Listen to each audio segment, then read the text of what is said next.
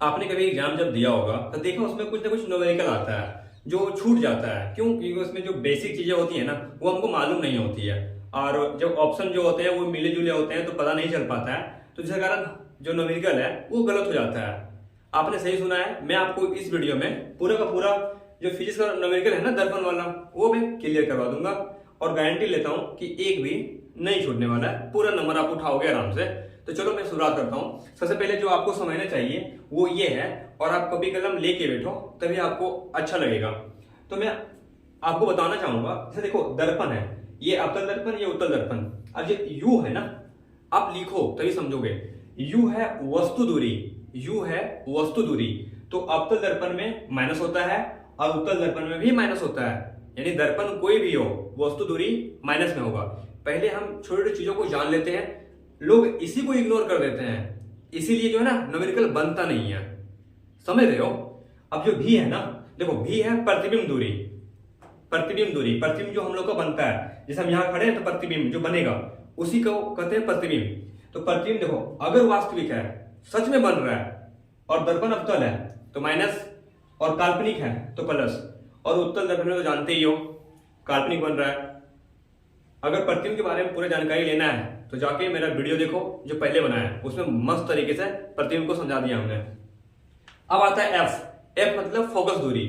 तो दर्पण अगर अवतल हो तो फोकस दूरी माइनस, अगर दर्पण उत्तल हो तो फोकस दूरी प्लस। ठीक है? और ये है दर्पण सूत्र, 1/f बराबर 1/v प्लस 1/u। इसका न्यूमेरिकल बनाना बहुत ईजी है, सिर्फ आपको ये ध्यान में रखना है कि कहां प्लस कहां माइनस होता है। चलो मैं आपको न्यूमेरिकल करवाता हूं।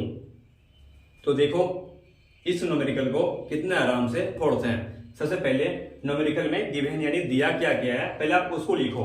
तो बोल रहा है क्या, वास्तविक प्रतिबिंब पाने के लिए एक वस्तु 20 सेंटीमीटर फोकस दूरी, फोकस दूरी यानी एफ दे दिया है। अब देखना दर्पण कौन सा है, तो अवतल दर्पण, अवतल दर्पण में फोकस दूरी माइनस होता है तो हमने माइनस ले लिया है। से 30 सेंटीमीटर की दूरी पर, 30 सेंटीमीटर की दूरी पर रखी है, एक वस्तु रखी है यानी वस्तु दूरी दे दिया, यानी यू दे दिया। वस्तु दूरी दोनों माइनस होता है तो माइनस से यानी प्रतिबिंब पूछा है। तो हम जानते हैं कि 1/f equal to 1/v plus 1/u होता है। समझ लो? अब इसमें एडिट कर दो तो f का मान कितना है, 1/-20 इक्वल टू 1/v पता नहीं है, और प्लस देखो प्लस ये माइनस पहले से है तो डायरेक्ट माइनस कर देते हैं, 1/30। अब देखो कितना इजी है, इसको यहाँ इसको इधर ला रहे हैं, 1/-20 माइनस में है, इधर आके प्लस में हो जाएगा, 1/30 इक्वल टू 1/v। अब क्या करो, इसको बैक कर दो, यहाँ इसको हम ऐसे लिख रहे हैं, इधर से इसको हम इधर से लिख रहे हैं 1/v इक्वल टू 1/30 और माइनस 1/20। अब क्या करो, 1/v इक्वल टू दोनों का एलसीएम ले लो 60, तो 30 से 2 बार में 2, अब 20 से 3 बार में, तो 1/v इक्वल टू कितना आ रहा है, यहाँ आएगा 1 माइनस 1 और बटा में 60। तो देखो 60 गुना 1 यहाँ पे करोगे तो 60 गुना 1 तो 60 इक्वल टू माइनस v, तो v इक्वल टू माइनस 60। समझ रहे हो? लेकिन आपको माइनस चिन्ह आंसर में नहीं रहेगा ना, क्योंकि जो माइनस है ना वो प्रतिबिंब का प्रकृति बताता है कि वो वास्तविक है कि काल्पनिक है। तो दर्पण से यहाँ पे अगर इसका आंसर लिखना हो तो दर्पण से 60 सेंटीमीटर की दूरी पर प्रतिबिंब बनेगा। ये माइनस आपको चिन्ह दिखा रहा है कि वो प्रतिबिंब वास्तविक है या काल्पनिक। आंसर यहाँ है दर्पण से 60 सेंटीमीटर दूरी पर। आप इस तरह बना सकते हो न्यूमेरिकल। इसको सीखने के बाद आपका तो न्यूमेरिकल में डर खत्म हो जाएगा। अगर आपको और किसी में डर लगता है पढ़ाई लिखाई में तो आप हमको बताओ, उस पर हम वीडियो बनाया करेंगे। ठीक है? चलो मैं आपको दिखाता हूं।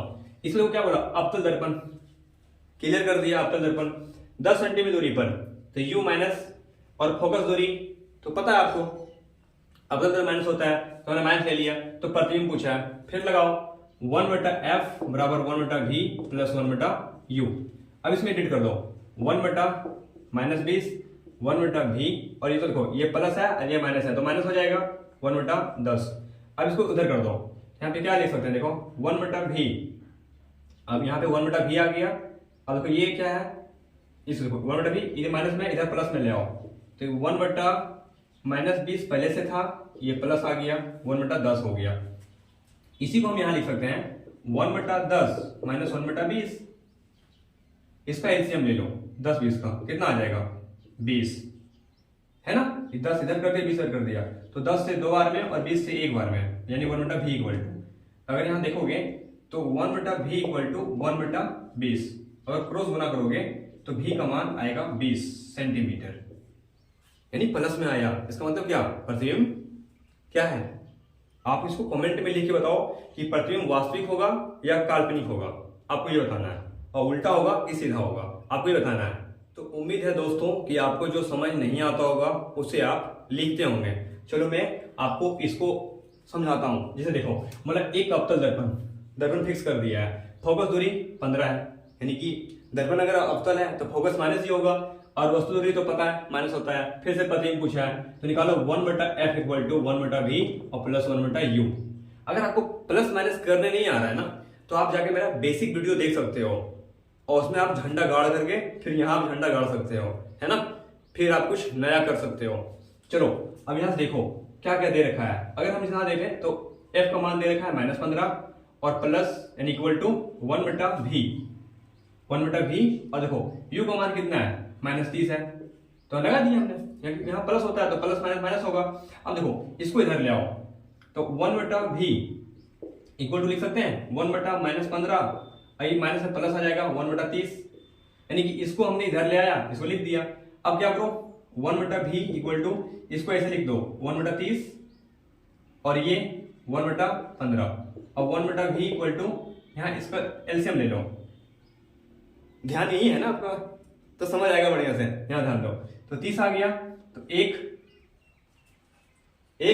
और -2, तो इसको क्या लिख सकते हैं, देखो 1/v इक्वल टू -1/30, यानी कि अगर देखो तो v बराबर -30, समझ रहे हो। लेकिन याद रहे ये -30 क्या दिखा रहा है आपको, ये जो प्रतिबिंब है वो क्या होगा, वास्तविक और उल्टा होगा। इसलिए दर्पण से 30 सेंटीमीटर की दूरी पर प्रतिबिंब बनेगा और वो वास्तविक उल्टा होगा। ये क्वेश्चन तो बदल गया है, क्यों, क्योंकि देखो ये देखो बोल दिया उत्तल दर्पण। अब उत्तल दर्पण में क्या फोकस दूरी तो प्लस होता है, तो देखो यहाँ पे उत्तल दर्पण फोकस दूरी ले लिया हमने, एक सामने 10 सेंटीमीटर दूरी पर, यानी u दे दिया। अब u तो दर्पण चाहे कोई भी हो माइनस होगा, तो प्रतिबिंब का पता लगाएं, आओ लगाते हैं 1/f equal to 1/v plus 1/u। अब लगाओ 1/20 इक्वल टू 1/v माइनस 1/10, ये तो बहुत ईजी है। इसको हम ऐसे कर सकते हैं 1/20 प्लस 1/10 इक्वल टू 1/v, इसका एलसीएम ले लो। अरे मैथ से जो है ना खेलना सीखो, अगर मैथ बढ़िया है तो किसी भी तरह के बनाओ ना, कोई गलत कर देगा, कैसे गलत कर देगा जब हम बढ़िया तरीके से बना रहे हैं। तो 20 और 10 का एलसीएम कितना आएगा, 20 ही आएगा। 20 1 है और यहाँ पे समझ रहे हो 2 आएगा, तो कितना आ गया 3/20 इक्वल टू 1/v। अब गुना करोगे तो 3v, आई करोगे तो 20, तो 3v बराबर 20, तो v बराबर 20/3। देखो कर ही देता हूं, v गुना 1, 20 गुना 1 तो कितना आएगा 20, और 3 गुना v तो 3v, तो v बराबर 20/3। अब इसको अगर काटोगे तो 6.67 की अप्रोक्स के आसपास सेंटीमीटर, इतने आएगा ना। 3 6 18 बच गया 2, फिर 3 6 18 बच गया 2, अच्छा अप्रोक्स उतना आंसर आ रहा है, ठीक है। चलो तो देखो इस तरह का न्यूमेरिकल को बनाने के लिए सबसे जो है ना, सबसे पहले आपको दिमाग यूज करना पड़ेगा कि इसमें देखो पहले पूछा क्या है, सबसे पहले वो देखते हैं, फिर आते हैं मेन मुद्दे पे, फिर मेन न्यूमेरिकल पे आएंगे। तो देखो इसमें एफ नहीं है, यानी सबसे पहले एफ आपको निकालना पड़ेगा। इसमें दिया गया है एक उत्तल दर्पण की वक्र त्रिज्या आर दे दिया, तो आर से हम एफ निकाल सकते हैं, क्योंकि हम जानते हैं एफ बराबर r/2 होता है। तो एफ बराबर क्या होता है r/2, आर का मान कितना है तो 30 अब बाय 2 कितना आ गया 15 सेंटीमीटर। और दर्पण कौन सा उत्तल है, तो एफ का मान पता चल गया, यू का मान मालूम है, तो क्या v का मान नहीं निकलेगा, अरे कहाँ नहीं निकलेगा। आओ तो 1/f बराबर 1/v प्लस 1/u।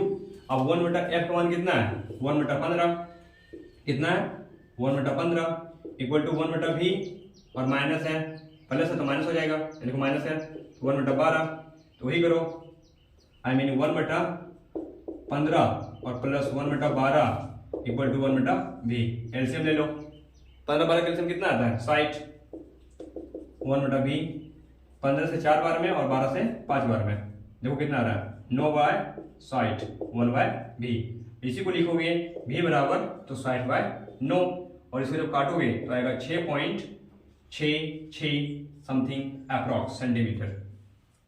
और प्लस में तो क्या आप कमेंट करके बताया करो, ठीक है। उम्मीद है कि आपको कुछ फायदा हुआ होगा और इसको आपने अगर कॉपी में लिखा होगा तो आपको बहुत फायदा मिलेगा, ठीक है।